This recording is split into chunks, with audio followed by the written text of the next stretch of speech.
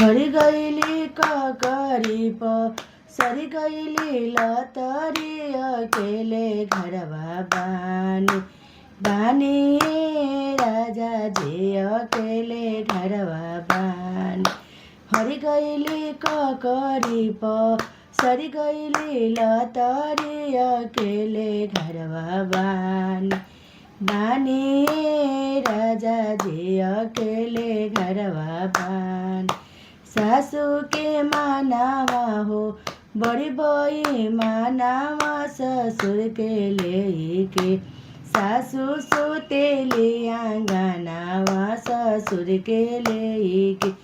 गोतिन के मानावा हो बड़ी बई मानावा भसुर के लेके गोतिन सुतेली आंगनावा भसुर के लेके।